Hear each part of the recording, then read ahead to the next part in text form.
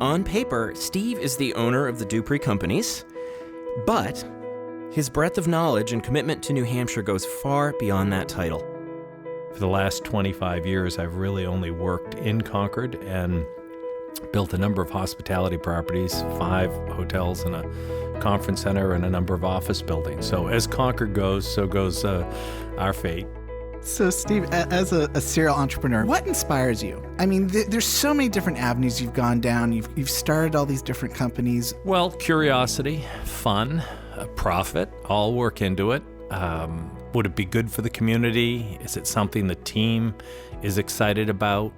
I like to say in property management, it's, there are a lot of businesses where they say you have to be a jack of all trades and a master of none, but in property management, you almost have to be a master of everything. So it's a hard business, very hard business to do well. I think we do it really well. We're not the biggest, but I think most of our clients have been with us for well over a decade, which in property management's a little unusual. Can you talk about the arts projects that you've gotten involved with, that you had a real passion for, and how they've helped to shape the community? When the Capital Center for the Arts project first started, I owned the adjacent building. That's how I first knew of it. And I was a good skeptic at the beginning, but then when you saw how much support there was for it, I decided to put my shoulder to the wheel. And I think probably the contribution I made there was a few years before when we created the CDFA, the Community Development Finance Authority, the single best community development tool, I think, in the Northeast. I wasn't on the board at the Capital Center at the time, but I was an advocate to give them $1.5 million. And that and the Colonial Theater were the first 2 non-housing projects the CDFA did. You mentioned that you were sort of instrumental in the creation of the Community Development Finance Authority. Can you talk to us a bit about that? And you also have a role in the development of the tax credits as well?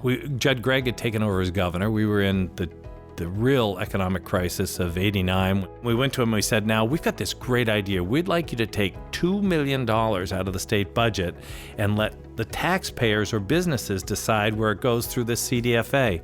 And it's grown from there, and it just has proven, not only in housing, frankly, most of the housing projects the Housing Finance Authority's taken on would not have happened without the boost from the tax credits from the CDA, and it's how we built all these projects on Main Street. Right. And it's all around the state, whether it's Littleton or it's Exactly. Keene, it has, but for that tool, the Palace Theater, but for that tool, we wouldn't have the vibrant venues that we have.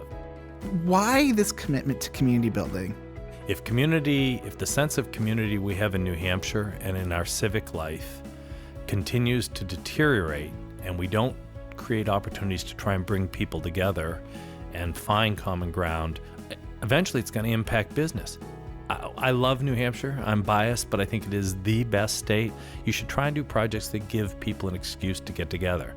I think probably the thing I'm proudest of is redoing the Main Street, convincing Concord we should make that effort. And it was a long effort, but it worked, and it's created a community living room.